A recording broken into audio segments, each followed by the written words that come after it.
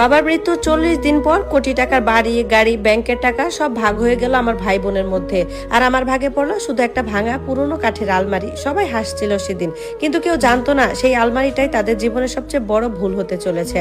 বাবাকে দাফন করার ঠিক 40 দিন পর আমাদের আত্মীয় স্বজন সবাই ঢাকার মিরপুরের পৈতৃক বাড়িতে জড়ো হয়েছিল বাবা রেখে যাওয়া সম্পত্তি ভাগ করে নেওয়ার জন্য। ড্রয়িং রুমে বসেই তারা একে একে বাবার ধানমন্ডির বাড়ি, তার টয়োটা এলিয়ন গাড়ি, ব্যাংকে জমা থাকা টাকা আর আমার দাদির সোনার গয়না ভাগ করে দিলেন। যেন সেই ঘরে আমার কোনো অস্তিত্বই নেই। শেষ পর্যন্ত আমার কথা যখন মনে পড়লো তখন বাকি ছিল শুধু একটা পুরনো লাল রঙের কাঠের আলমারি। রং প্রায় উঠে গেছে, একটা পা ভাঙা, নিচে একটা ইট দিয়ে কোনো মতে দাঁড় করিয়ে রাখা হয়েছে। আমি শুধু হেসে বললাম, আলমারিটাই আমি নেব। বাবা মারা গেছেন আজ ঠিক 40 দিন হলো। মৃত্যুর আগে তিনি টানা 73 দিন ঢাকা মেডিকেল কলেজ হাসপাতালে ভর্তি ছিলেন। এই 73 দিনে আমি অসংখ্যবার ফোন করেছিলাম আমার বড় ভাই রাশেদকে। প্রতিবারই সে বলতো অফিসে অনেক চাপ, গুলশান থেকে বের হতে পারছি না। বড় বোন নীলাকেও ফোন করেছিলাম, সেও বলতো বাচ্চাদের রেখে হাসপাতালে থাকা আমার জন্য অসম্ভব। এক রাতের জন্য তারা হাসপাতালে থাকেননি, আমি ছিলাম। টানা 73 রাত হাসপাতালের করিডোরে শক্ত প্লাস্টিকের চেয়ারে একটা চাদর বালিশ নিয়ে ঘুমিয়েছি।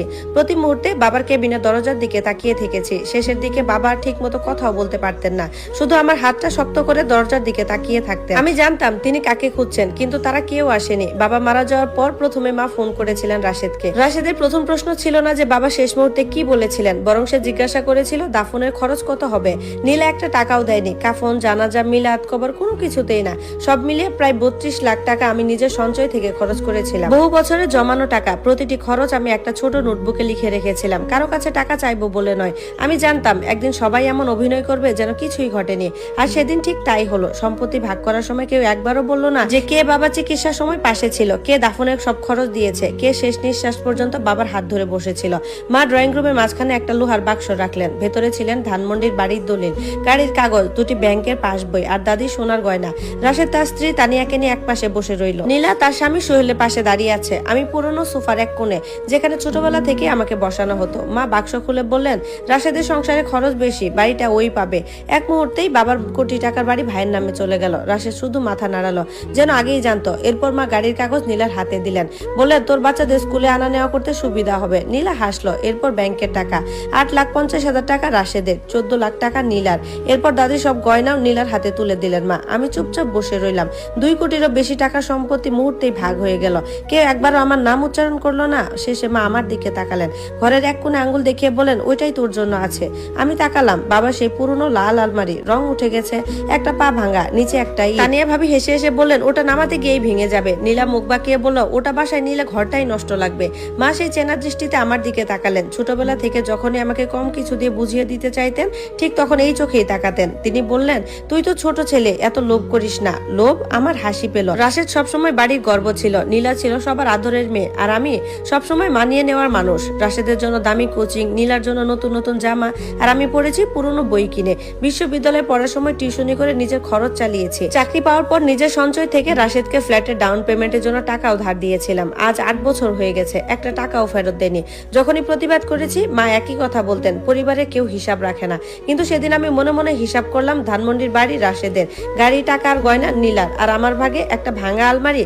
আমি ধীরে ধীরে আলমারির কাছে গেলাম, হাতে ছুঁয়ে দেখলাম উঠে যাওয়া লাল রং। এই আলমারিটাকে আমি ছোটবেলা থেকেই চিনি। বাবার পাঞ্জাবি, পুরনো লুঙ্গি, কিছু যন্ত্রপাতি, পুরনো খবরের কাগজ, সবকিছু এখানেই থাকতো। ছোট ছোট কিছু বাক্সও ছিল, যেগুলো কেউ কখনো খুলেও দেখেনি। আমি নিচু হয়ে ভাঙা পায়ের নিচের ইটটা সরিয়ে দিলাম।